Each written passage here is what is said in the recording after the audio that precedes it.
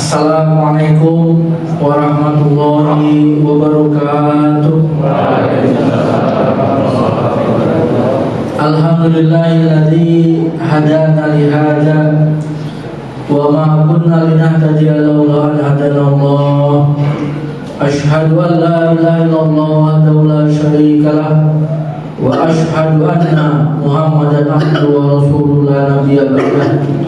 Allahumma sholli ala Muhammad wa ala ali Muhammad.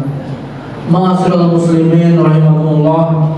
Tidak ada kata yang harus kita ucapkan selain kita bersyukur kepada Allah Subhanahu wa taala karena sudah masih diberi kesempatan untuk hidup sampai di hari ke-7 bulan Ramadan ini.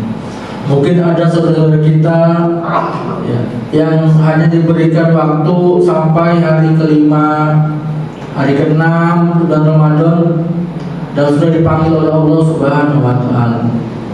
Tapi Allah masih memilih kita untuk bisa memperbanyak istighfar, memperbanyak ibadah dalam hari ini sampai dengan hari ke-7 ini. Ma'asyiral muslimin rahimahullah, dalam 10 menit ke depan kami akan coba memaparkan berhubungan dengan tentang tazkiyatun nafs, tentang membersihkan hati. Di dalam Al-Quran surat Asy-Syams ayat 8 sampai dengan 10, Allah Subhanahu wa taala berfirman, "A'udzubillahi minasyaitonirrajim. Fa'alhamaha fujuraha wa taqwaha. Qad aflaha man zakkaha wa qad khaba man dassaha." Allah berfirman, maka dia mengilhamkan kepadanya jalan kefasikan dan ketakwaannya.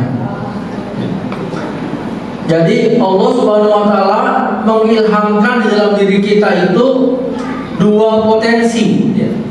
Pertama, potensi fujur, potensi untuk berbuat jelek, potensi untuk berbuat maksiat. Dan yang kedua, potensi takwa, potensi untuk berbuat takwa, untuk berbuat baik, untuk jujur dan sebagainya. Fa'alhamaha fujuraha wa taqwa. Sungguh beruntung orang yang menyucikan jiwa itu ya. Karena ada dua potensi ini, tinggal kita mau milih yang mana. Kita mau mengaktifkan potensi yang mana. Kita mau dekat-dekat dengan potensi yang mana yang mau kita kembangkan. Semua bergantung kepada kita. Kita juga diberi oleh Allah akal, juga diberi oleh Allah iman, hati gitu. Sehingga kita bisa menilai perbuatan saya ini itu menumbuh kembangkan potensi yang mana. Potensi fujur, potensi berbuat jelek, atau potensi berbuat kebaikan. Dan di sini fa'alhamaha fujuraha qad aflaha man zakkaha.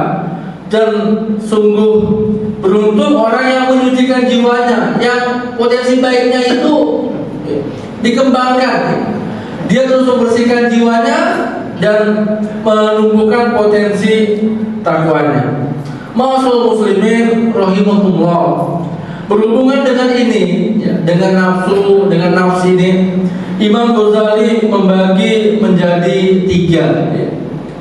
Pertama namanya nafsu amarah. Yang kedua, yang tengah-tengah namanya nafsu lawamah. Dan yang ketiga namanya nafsu mutmainnah. Nafsu amarah adalah kalau bahasa mudahnya nafsu di mana syahwatnya mengalahkan akalnya dan mengalahkan ruhaninya, mengalahkan ruhiyahnya, mengalahkan imannya.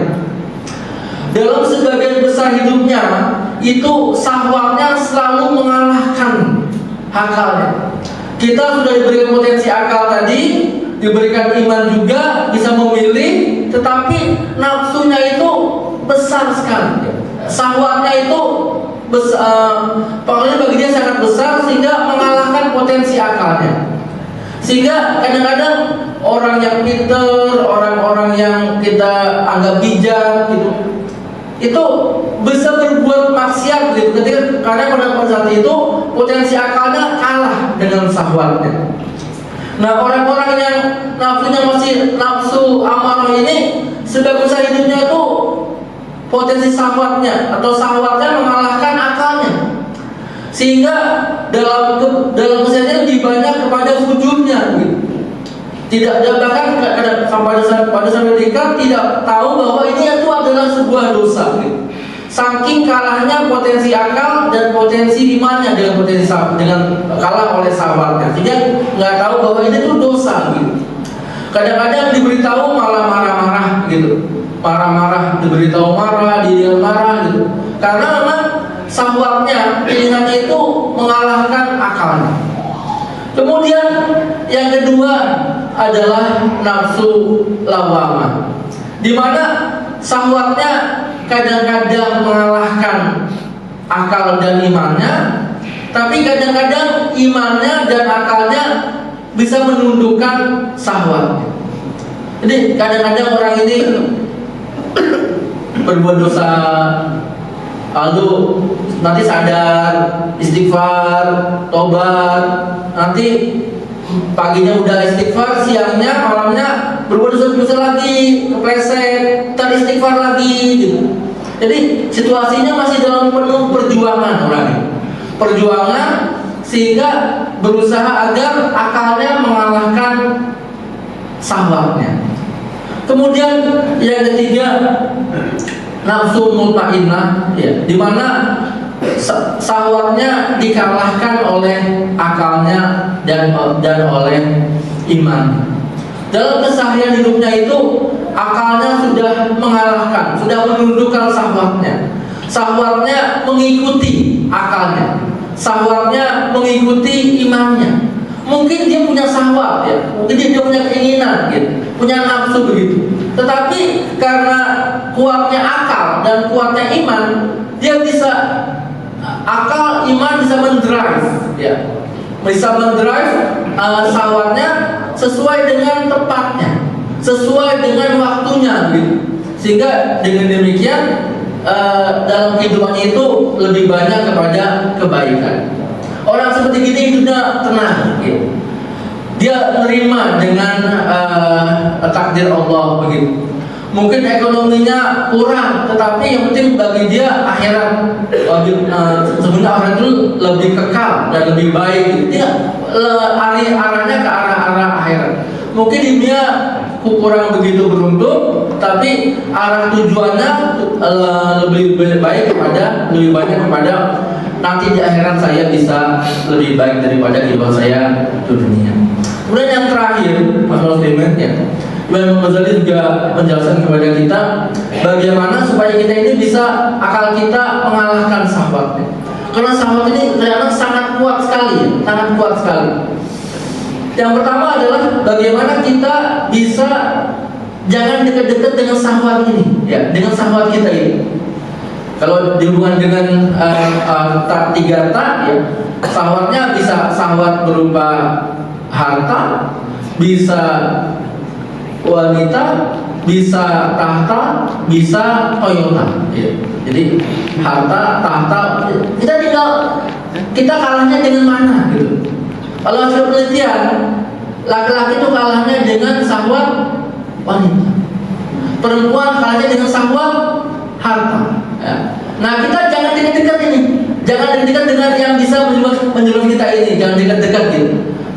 Jangan dekat kita, jangan dekat, karena ya kalau kita tidak mau dengan ombak pantai, jangan kita berumah di tepi pantai gitu. Jangan dekat gitu, karena takutnya nanti dia hanyut begitu. Maka jauh-jauh dengan bisa munculnya syahwat-syahwat yang kita ini lemah.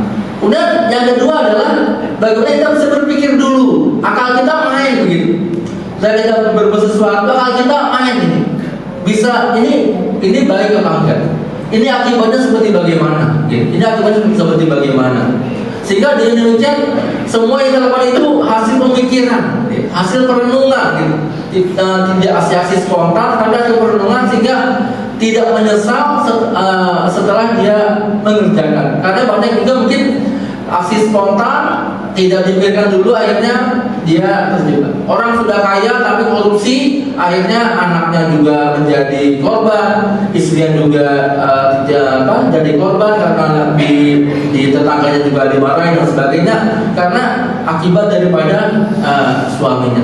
Masalah ya, di bulan Ramadan ini, di mana Allah sedang menurunkan rahmatnya, ya, berkahnya, di mana setan sedang dibelenggu, surga sedang dibuka lebar-lebar.